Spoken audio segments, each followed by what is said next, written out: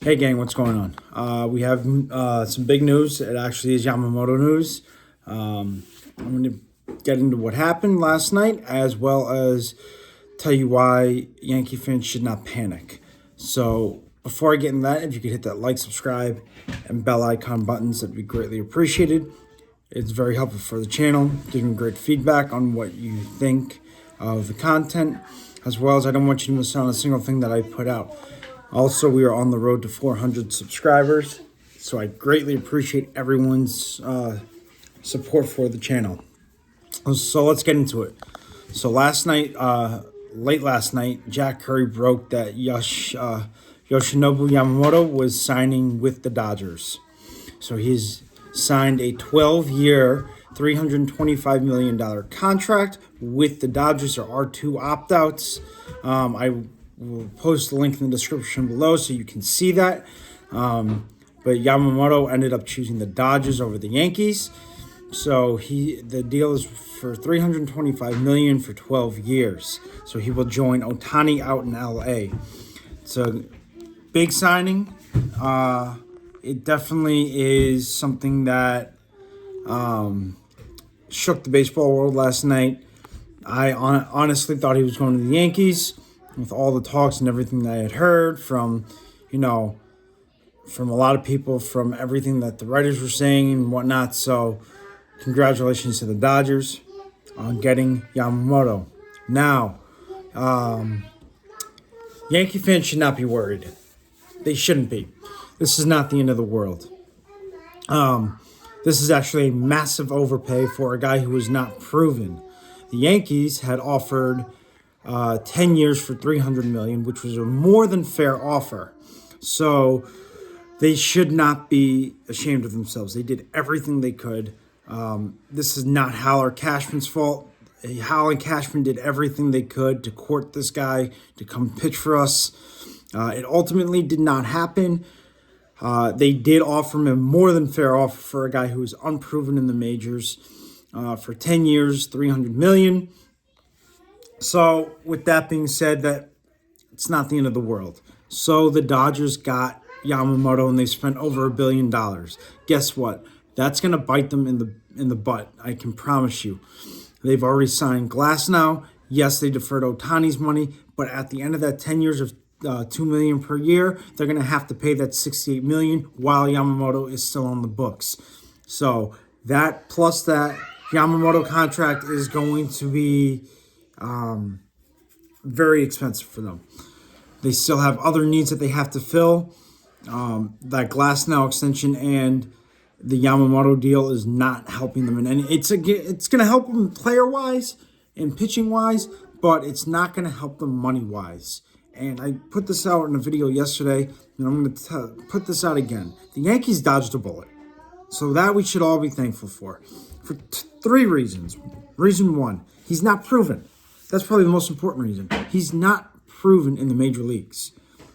Number two, if he ends up being a bust with LA, then all LA fans are going to be rioting in the streets because they just massively overpaid for a guy who has not done anything. So you don't know if he's going to do well in the majors. You don't know how he's going to handle major league pitching. And yes, even though in the World Baseball Classic he pitched quite well against Team USA, that doesn't mean he's going to pitch well against Major League hitting.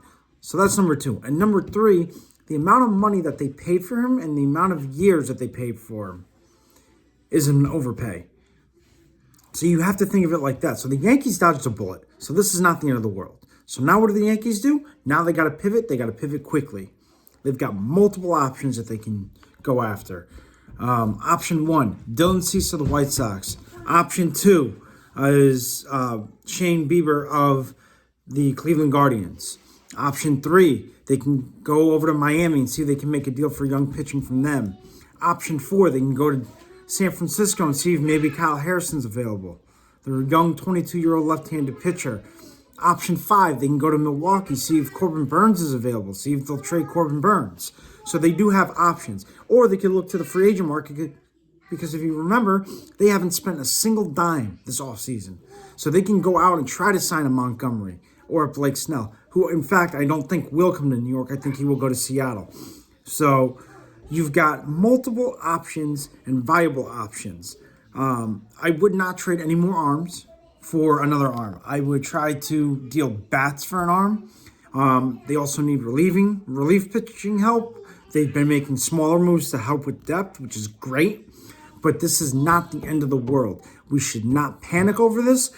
You've got Imanaga, who is still available.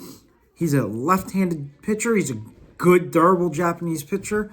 That would be an option to look at. So you have options.